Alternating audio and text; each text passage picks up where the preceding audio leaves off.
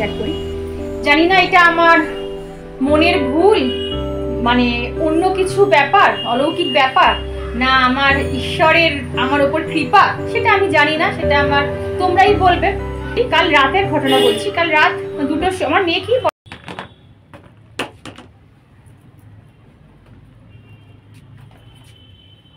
Good morning everyone, welcome to my channel. আমি শর্মিষ্ঠা। আশা করি আমার সকল বন্ধু অনেক অনেক ভালো আছো আর সুস্থ আছো। আজকে হচ্ছে শ্রাবণ মাসের 2য় সোমবার, কিন্তু তোমরা হয়তো ভিডিওটা পেতে পেতে বুধবার হয়ে যাবে মেবি। আর তাই জন্য আজ অনেক সকাল সকাল ঘুম থেকে উঠে সংসারের যাবতীয় কাজকর্ম সেরে গোপুসোনাকে ব্রেকফাস্ট করিয়ে এই যে জামা কাপড় কেচে চলে এসেছি ছাদে। আর এখন কিন্তু ঝিরিঝিরি বৃষ্টি পড়েই যাচ্ছে, কিন্তু কিছু তো করার নেই বলো, এই জামা কাপড়গুলো কোথায় শুকাতে দেবো। আবার মাঝে মাঝে না একটু রোদও উঠছে, তো ভাবলাম ছাদে দিয়ে দিয়ে ওই রোদে যতটা টেনে যাবে তারপরে ঘরে এদিক ওদিক করে শুকাতে দেবো। তোমাদের প্রত্যেকবারই তাই বলি। আর জানি না কেন ছাদ বাগানে আসলে আমার আর এখান থেকে এক পাও নড়তে ইচ্ছা করে না। মনে হয় এখানে একটু সময় কাটাই, নিরিবিলিতে চুপচাপ দাঁড়িয়ে থাকি, এদের সাথে কথা বলি, এদের দেখি, এতেই না আমার মনটা অনেক অনেক ভালো হয়ে যায়, বিশ্বাস করো। আর এখন না ছাদ বাগানে বেশি ফুল একদমই ফুটছে না, বেশি বৃষ্টিতে না বললাম না গাছের প্রচুর ক্ষতি হয়। আর জবা ফুল তো অতিরিক্ত রোদ ছাড়া ফোটেই না। তো যাই হোক, ওই দিকটা একটু আমার মনটা খারাপ হয়ে গেলাম, নিরাশ মনেই চলে এলাম, মানে কয়েকটা মাত্র হয়তো ফুল ফুটেছে। আর এখানে দেখো আমি স্নান করতে যাব, স্নান করার আগে আমি এখানে আজকে কি পরে পুজো করব সেইগুলো সব এখানে বার করে রেখে দিয়ে গেলাম। জানো তো বন্ধুরা, আমি না খুব মুডি, মানে আমার সব কিছুই না একটু মুডের ওপর ডিপেন্ড করে। যদি মনে হয় আমি এমনি শাড়ি পরে ঘরের আজকে কাজকর্ম করব, তো আমি এমনি শাড়ি পরে নিই, কোনো কারণ লাগে না। আর করে আমি অনেকবার ভিডিও করেছি, যারা আমার পুরনো সাবস্ক্রাইবার তারা নিশ্চয়ই দেখেছো। যদি মনে হয় আজ আমি সংসারের এই কাজগুলো কমপ্লিট করেই ছাড়বো, সেটা আমি করবই, সেটা আমার যতই দেরি হয়ে যাক আর যতই কষ্ট হোক একদম পরিপাটি করে করব। কিন্তু যদি আমার মুড অফ থাকে না বন্ধুরা, আমার ভালো কাজও কিন্তু বিগড়ে যায়, এটা আমি দেখেছি। আসলে কি বলতো, পৃথিবীর এক একটা মানুষ না এক একটা বৈশিষ্ট্যের, তাই না? এই যে তোমাদের এই হাটটা দেখালাম, এটা জানো তো আমার দিদি, সে মহারাষ্ট্রে থাকে, সেখান থেকে মানে বোম্বে থাকে, তো ওখান থেকে আমার দিদি যখন কলকাতায় আসে তখন আমার জন্য ওখানকার যে ফেমাস যে গয়নাগুলো হয়, মানে মহারাষ্ট্রীয়রা যে গয়নাগুলো পরে সেইগুলো আমার জন্য নিয়ে আসে। তো সেই দিদির গয়নাগুলোই হারটা আর দুলটা আমি পরলাম। দিদিও আমার ব্লগ দেখে, নিশ্চয়ই দিদি চিনতে পারবে। আর এই আংটিটা আমার। আর এই যে শাড়িটা দেখছো, এই শাড়িটা আজ থেকে প্রায় 3 বছর আগে আমার মামাতো ভাইয়ের যখন বিয়ে হয়েছিল তখন আমি কিনেছিলাম গায়ে হলুদের পারপাসে। আমার সত্যি কথা বলতে কোনো দ্বিধা নেই বন্ধুরা, আমার কাছে কিন্তু অত শাড়ির কালেকশান নেই, হিউজ পরিমাণে শাড়ি আমার কাছে নেই, কারণ জুয়েলারি শাড়ি আমি এইসব না খুব কম কিনি। হ্যাঁ, আমি একটু মানে মুখে মাখার জিনিসপত্র হয়তো একটু বেশি কিনি, এটা আমার ছোটোবেলাকার অভ্যাস। ওই যে একটু নিজেকে মানে স্কিন কেয়ার হেয়ার কেয়ার করতে বেশি পছন্দ করি। তো যাই হোক, আর এখানে আমি কিন্তু রেডি হয়ে নিয়েছি, কেমন লাগছে অবশ্যই কমেন্ট বক্সে জানিও। আচ্ছা, আমার এক সাবস্ক্রাইবার বোন জিজ্ঞেস করেছিল, দিদি শ্রাবণ মাসে সবুজ চুড়ি পরে কেন, এই নিয়ে কিছু বলো। আমি আগের ব্লগেও বলেছিলাম, দেখো এর কোনো মানে নেই যে তোমাকে শ্রাবণ মাসে সবুজ চুড়ি পরতেই হবে বা সবুজ চুড়ি পরে তোমাকে শিবের আরাধনা করতেই হবে। অ্যাকচুয়ালি এটা হচ্ছে নন বেঙ্গলিরা বেশি পরে, ঠিক আছে, আর বাঙালিরা এই হালে হালে কিন্তু এই ট্রেন্ডিংটা ফলো করছে। এইটা অ্যাকচুয়ালি বলে যে বাবা মহাদেবের সবুজ রং ভীষণ প্রিয়, আর শ্রাবণ মাস চারদিকে সবুজ থাকে বলে তো সবুজ চুড়িটা পরা শুভ, আর কিচ্ছু না, তুমি পরতেও পারো নাও পরতে পারো। তো যাই হোক, দেখো এখানে না আমি একটু রেডি করে নিয়ে গেলাম, জানো তো, মানে দুপুরবেলা তো নিরামিষ, আমি কিছু খাবো না, কিন্তু আমার পরিবারের লোকেরা তো খাবে। তো ওই মুগের ডাল করব, আর হয়তো অন্য আর কি করব দেখি, তোমাদের নিশ্চয়ই শেয়ার করব। তো একটু রেডি করে নিই, কারণ মা একা কত করে বলো, আমি পুজো ঘরে গেলে প্রায় 1 ঘন্টা 1.5 ঘন্টা আমার সময় লাগবে। তো আমি রেডি করে নিলে মা ঝপাঝপ কিন্তু বসিয়ে দিতে পারবে।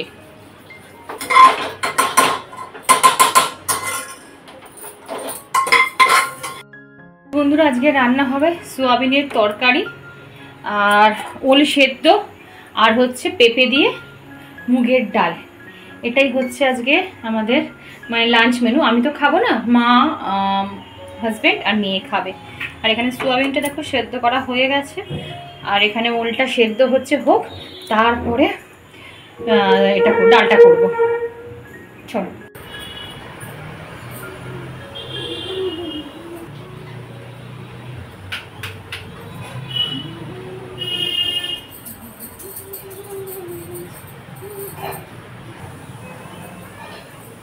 এই যে গঙ্গা জলটা দেখলে, এইটা না আমি দর্শকর্মা ভাণ্ডারে যে গঙ্গা জলগুলো কিনতে পাওয়া যায় সেখান থেকে আনা, মানে আমার হাজব্যান্ড এনে দিয়েছে।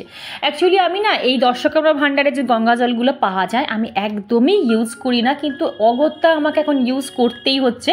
আমি যখন বেলুড় মঠে বা দক্ষিণেশ্বর এইসব জায়গায় যখন যাই তখন ওখান থেকে না আমি গঙ্গা জল কিনে মানে নিয়ে আসি, বোতল নিয়ে যাই, ওখান থেকে গঙ্গা জল ভরে নিয়ে আসি। কিন্তু এই বছর আমার দক্ষিণেশ্বর আদ্যাপীঠ যাওয়া হলো না। তোমরা যারা আমার ডেলি ব্লগ দেখো তারা তো জানো আমি আগের বছরে গেছিলাম। আসলে হয়তো মা চাইনি, তাই মা ডাকিনি, তাই হয়তো যেতে পারিনি। মা যেদিন ডাকবে নিশ্চয়ই যাব। আর এখন তো সামনে পুজো, তো হাজব্যান্ডের বিজনেস পারপাসে এত পুজোয় ব্যস্ত হয়ে গেছে যে এখন আমি কোথাও বেরোতে পারবো না। সেই পুজোর পর গিয়ে আমি দক্ষিণেশ্বরে গিয়ে গঙ্গা জল কিনে নিয়ে আসবো। আর আমার কেন জানি না যে এই দোকানে যে গঙ্গা জলগুলো বিক্রি হয় বোতলে বোতলে, সেগুলো আমার কেন জানি না মনে হয় যেগুলো আসলা গঙ্গা জল। মনে হয় কি বলো তো, সে এমনি জল ভরে বোধহয় বিক্রি করছে। আচ্ছা তোমরাই বলো তো, এগুলো সত্যিকারের কি গঙ্গা জল? কি জানি বাবা। যাই হোক, আমাকে তো ওই বললাম মনের ভক্তি নিয়েই আমাকে পুজো করতে হবে। আর আজকে হাজব্যান্ড প্রচুর ফুল নিয়ে এসেছে, মানে ফুল বলা ভুল, মালা নিয়ে এসেছে। নীলকণ্ঠের মালা, তারপর আকন্দ ফুলের মালা, তারপর এমনি সাদা ফুলের মালা, গাঁদার মালা। যেদিন যেদিন হাজব্যান্ড বেশি বেশি মালা নিয়ে আসে না, আমার যে কি ভালো লাগে কি বলবো। আসলে সবারই দেখবে ফুল মালা বেশি বেশি দিয়ে পুজো করতে ভালো লাগে। এখানে আমি সুগন্ধির জলটা কিন্তু প্রস্তুত করে নিলাম। এটা তো আমি আগের সোমবারও তোমাদের সাথে শেয়ার করেছি, তাই একদম এইবারে কিন্তু শর্টকাটে মানে সব কিছু ভিডিও না করেই করলাম। আর এখানে যে অশ্বগন্ধা চন্দন, এইটাকে ভালো করে গুলে নেবো, কারণ অশ্বগন্ধা চন্দন ছাড়া কিন্তু বাবা মহাদেবের পুজো একদমই হয় না। তো একটু অশ্বগন্ধা চন্দনটা আমি আগের বারে প্লেন জল দিয়ে গুলেছিলাম, আর আজকে আমি গোলাপ জল দিয়ে গুলে নিয়েছি। তোমরা প্লেন জল দিয়েও গুলতে পারো, তাতে কোনো ক্ষতি নেই। তো এখানে বাবাকে আমি আজ করাবো, শুদ্ধিকরণ করাবো, তার জন্য দেখো এখানটা আমি একটু ওম বা স্বস্তিক যে কোনো একটা তোমরা এঁকে নেবে, তার উপরে তোমরা বাবা মহাদেবকে কিন্তু বসাবে। আগের সোমবার মানে প্রথম সোমবার কিন্তু আমি তোমাদের বলে দিয়েছিলাম যে দ্বিতীয় সোমবারে কিন্তু যে কোনো কালো শস্য মানে কালো তিল বাবাকে অর্পণ করতে হয়। কালো তিল অর্পণ করা মানে হচ্ছে সংসারের সুখ সমৃদ্ধি আর শরীর স্বাস্থ্য যাতে ভালো হয়, উন্নতি লাভ হয়। আসলে দেখো, আমি তোমাদের প্রথমেই বলে দিচ্ছি, আমার ভুল ভ্রান্তি হতেই পারে, আমার জানাতেও ভুল হতে পারে। আমি এখনও কিন্তু অনেক কিছু শিখছি। ইভেন আমি আমার এখানকার যে বড় বড় দিদিরা যারা আমায় কমেন্ট করে তাদের কাছ থেকেও শিখছি। আমি সবসময় বলি না, যদি আমি কোনো ভুল হয় আমায় কিন্তু আমার সাবস্ক্রাইবার বন্ধুরা দিদিরা সব সময় বলে যে শর্মিষ্ঠা তোমার এটা ভুল হয়েছে, এটা তুমি ঠিক করে নাও। আমি কিন্তু সেটা ঠিক করে নেওয়ার চেষ্টা করি, কারণ একটা মানুষ কিন্তু আর একটা মানুষের থেকেই শেখে, আর শিখতে গেলে সবসময় মাথা নিচু করে কিন্তু শিখতে হয়। তপতিদি আমায় আগের ব্লগে কমেন্ট করে বলেছিল যে শর্মিষ্ঠা, তপতিদির মায়ের সেরিব্রাল অ্যাটাক হয়েছে, শরীর খুব খারাপ, তো আমার ব্লগ দেখতে পাচ্ছে না, তো খুব ব্যস্ত আছে, বলেছে মায়ের শরীর ঠিক হলেই তোমার ব্লগগুলো সব দেখে নেব। তপতিদি, আমি ঈশ্বরের কাছে এই যে বাবা মহাদেবের মাথায় জল ঢালতে ঢালতে আমি প্রার্থনা করছি তোমার মা যেন খুব তাড়াতাড়ি সুস্থ হয়ে যায়। আসলে সুস্থতাটাই আমাদের জীবনের সবচেয়ে বড় কাম্য, জানো তো। সুস্থ থাকলে আমরা সব কিছু করতে পারি। আর তুমি আমার ব্লগ দেখার কথা বলছো, কোনো ব্যাপার না, মাকে আগে সুস্থ করো, তারপর তুমি ধীরে সুস্থে আমার ব্লগ দেখো। ব্লগগুলো তো আর হারিয়ে যাচ্ছে না বা চলেও যাচ্ছে না। আর এই তো দেখো কথা বলতে বলতে কিন্তু আমার বাবাকে স্নান করানো হয়ে গেল। আর এই যে বেলপাতায় 3খানা ফোঁটা দিয়ে বাবাকে কিন্তু আমি এখানে বসিয়ে দিলাম। বন্ধুরা, আজকে তোমাদের সাথে একটা অলৌকিক ঘটনা আমি শেয়ার করব, তবে পুজোটা আগে কমপ্লিট করে নিই, তারপরে কিন্তু বলবো। জানো তো বন্ধুরা, ঈশ্বর যদি তোমার সাথে থাকে বা তোমার সংসারে বিরাজ করে, তুমি বিশ্বাস করো, তুমি না পদে পদে বুঝতে পারবে যে তিনি তোমার কাছে আছেন। আমি কিন্তু এরকম বুঝতে পারি বন্ধুরা, আমি অনেক ক্ষেত্রে কিন্তু আমি প্রমাণ পেয়েছি। যদি বলো তাহলে যদি তোমরা বলো যে শর্মিষ্ঠা কী প্রমাণ পেয়েছো, এইগুলো না বলা যাবে না বন্ধুরা, এগুলো ফিল করতে হয়। সেই রকমই একটা ঘটনা আজকে আমি তোমাদের সাথে শেয়ার করব। ঘটনাটা শুনলে তোমাদেরও হয়তো একটুখানি হলেও মনে জাগবে যে না, ঈশ্বর হয়তো ঠিক আছেন। আর এই তো আমার পুজো কমপ্লিট হয়ে যাবার পর একদম শেষে 3বার কালো শস্য মানে কালো তিল বাবার উদ্দেশ্যে আমি অর্পণ করলাম।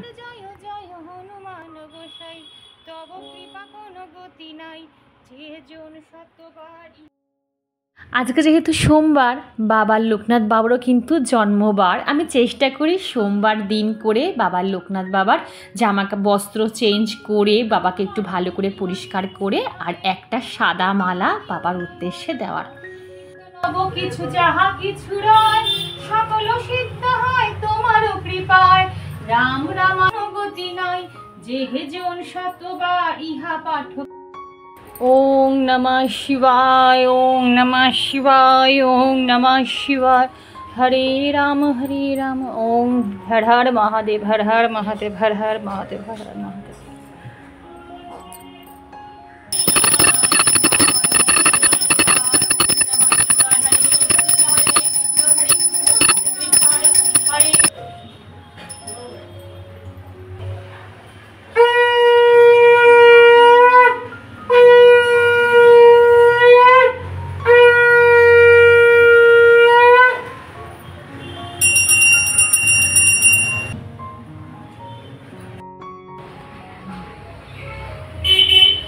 ओम नमः शिवाय, ओम नमः शिवाय, ओम नमः शिवाय।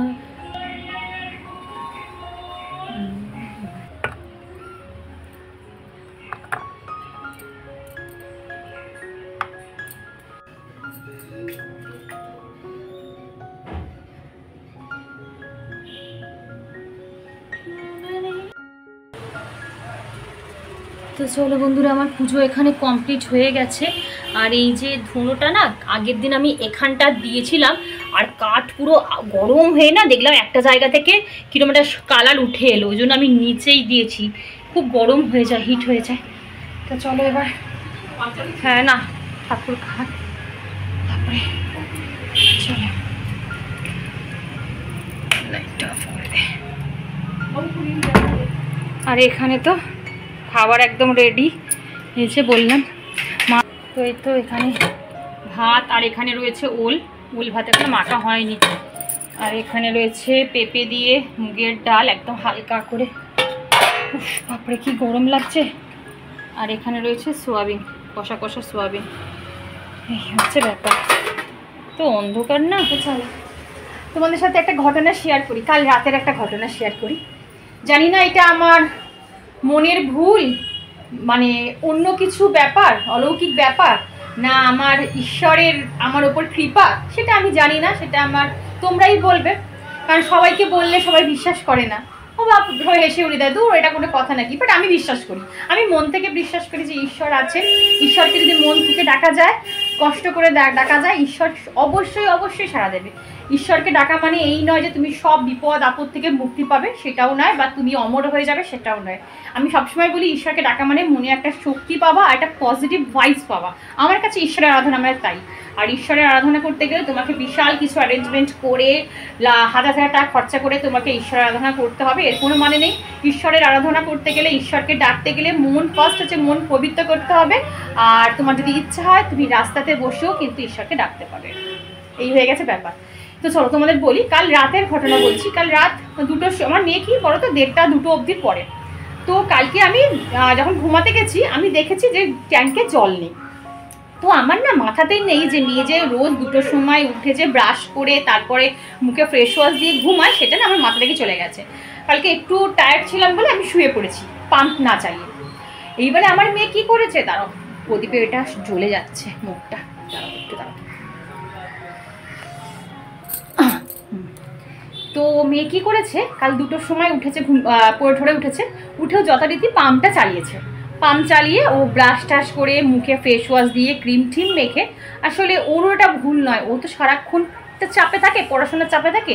কাল সকালবেলা উঠে আবার পরীক্ষা আছে, পড়া আছে, টিউশন আছে, যাই হোক ও একটা চাপে থাকে। আর 2টো অবধির পরে ও পুরো তখন ঢোলে, মানে তখন আর ওর কোনো উন্নত জগৎ থাকে, জানে যে এটা হ্যাবিট, ওর ব্রাশ করতে হবে, মুখ পরিষ্কার করতে হবে, তো করেও শুয়ে পড়ে। তো ও কী করেছে, যথারীতি পাম্পটা বন্ধ না করে, মানে রাত 2টোর সময় পাম্পটা বন্ধ না করে ও দরজা খুলে, দরজাও খুলে রেখেছে, দরজাটাও বন্ধ করেনি, দরজা খুলে পাম্প চালিয়ে ও যথারীতি শুয়ে পড়েছে। তখন ও বললো মা আমি 2টোর সময় পাম্প চালিয়েছি ডট। আর আমার ওই ঘুম ভেঙেছে ধরো না, তখন হয়তো 2:45 মতন ঘুম ভেঙেছে। সেই সময়টা কিন্তু আমি উঠিই না, মানে ওই সময় আমার যে কোনো মানে ওয়াশরুম যাবো সেরকমও ব্যাপার নেই। হঠাৎ করে না আমার সাডেনলি বিশেষ করে ঘুমটা ভেঙে গেল। ভেঙে গিয়ে না আমার কি একটা মনে হলো যে বাইরেটা একটু যাই তো, গিয়ে একটু দেখি তো। আমি বাইরে আমার বেডরুমের দরজাটা খুলে দেখি আমার যে সদর দরজাটা, মেন দরজাটা এতটা খোলা। এবারে আমি গিয়ে না আস্তে করে, বোঝা যায় না তো পাম্প চললে আওয়াজ বোঝা যায় না, কারণ আমার ওখানে অ্যাকুরিয়ামেরও পাম্প চলে। তো পাম্প দেখছি যে পাম্প চলছে, তখনও পাম্প চলছে, মানে 2:45 বেজে গেছে তখন পাম্প চলছে। আর আমাদের ট্যাঙ্ক ভর্তি হয় 20 থেকে 25 মিনিট লাগে। তাহলে ওদের ধরো যদি 2টোর সময় পাম্প চালায় 20-25 মিনিট, 2টো 20-25-এ বন্ধ করতে হবে। আর যখন 3:45 বেজে গেছে, মানে ধরো আরও 20-25 মিনিট এক্সট্রা পাম্পটা চলেছে। এইবারে আমি যদি সেই সময়টা না উঠতাম, তাহলে ভাবো এই পাম্পটা কিন্তু সারাটা রাত চলতো। ইভেন সকালবেলা আমরা যতক্ষণ না ঘুম থেকে উঠতাম না ততক্ষণ পাম্পটা চলতো। একটা অ্যাক্সিডেন্ট হতো, ইভেন আমার দরজাটা পুরো ওপেন ছিল, পুরো খোলা ছিল, কিছু তো একটা হয়ে যেতেই পারতো। মানে এটা আমাদের মনের অ্যাজাম্পশন যে হয়ে যেতেই পারতো, কারণ মানুষের মনে তো আগে নেগেটিভ থটটা বেশি আসে, ভয়টা বেশি আসে। তারপর পাম্পটাও জ্বলে যেতে পারতো, বা মোটরটা খারাপ হয়ে যেতে পারতো, অনেক কিছু হয়ে যেতে পারতো বন্ধুরা। আমি যদি ওই 2:45-এর সময় না উঠতাম, তো উঠে যথারীতি পাম্পটা বন্ধ করলাম, ছাদে গেলাম, ছাদে গিয়ে দেখলাম যে না পাম্পটা বন্ধ হয়েছে, আর জল পড়ছে না। সেই যে আমার ঘুমটা ভাঙলো না, আমার আর 2 চোখের পাতা আমি এক করতে পারলাম না। আমি শুধু একটাই কথা ভাবছি, একটাই প্রশ্নের উত্তর খুঁজছি যে আমি কে আমাকে সেই সময়টা ডাকলো, কে সময়কে উঠিয়ে আমাকে, আমি জানি না হঠাৎ করে আমার বলতে কী হলো যে না আমি একদম দরজা খুলে বাইরে বেরিয়ে দেখি তো যে পাম্প চালিয়েছিল কি বন্ধ করেছে, একটু দেখি তো। তো যাই হোক, বিশাল বড় একটা বিপদের হাত থেকে বাঁচা বলতে পারো। অনেক রকমভাবে কিন্তু আমার বিপদটা ঘটতে পারতো, ঈশ্বর আমাকে বাঁচিয়েছে। আমি সবসময় বলি যে আমি ঈশ্বর বিশ্বাসী, ঈশ্বর আমার কাছে আছে। কে বিশ্বাস করলো না করলো আমার তাতে কোনো যায় আসে না, বাট আমি বিশ্বাস করি যে আমি এরকম অনেকবার ফল পেয়েছি বন্ধুরা। এখন তোমরা বলবে হয়তো শর্মিষ্ঠা বলো তুমি কী কী ফল পেয়েছো, কিন্তু এইসব জিনিস তো বলতে নেই, এগুলো মনের ফিলিংস। এইটা যে আমি এখান থেকে ফল পেয়েছি, আমি এখান থেকে বুঝতে পেরেছি যে ঈশ্বর আমাকে এখান থেকে বাঁচিয়ে নিয়ে এসেছে, আমাকে রক্ষা করেছে। আমি বলেছি যে কাশ্মীরের ব্লগেও বলেছি যে সেই সময় সেই রাতেও আমরা চিনি না জানি না কোথা থেকে যে মানুষজন জড়ো হয়ে আমার মেয়েকে আমাদের উপকার করেছে, আমরা সেটাও জানি না। তো এই আরেকবার আমি কিন্তু মানে কি বলবো, ফিল করতে পারলাম যে না ঈশ্বর আমার সাথে আছে, ইভেন আমার ঘরে আছে, এটা আমি ফিল করতে পারলাম। তো চলো বন্ধুরা, ভিডিওটা বেশি বড় করছি না, এইটুকুই রাখছি। ভিডিওর কোনো অংশ ভালো লাগলে চ্যানেলটা সাবস্ক্রাইব করে পাশে থেকে লাইক করো, শেয়ার করো, কমেন্ট করতে একদম ভুলো না। আর ঈশ্বরকে ডাকছি, ঈশ্বর আমার সকল বন্ধুকে অনেক অনেক ভালো রাখুক, সুস্থ রাখুক। টাটা, দেখা হচ্ছে আবার নেক্সট ব্লগে। Love you all.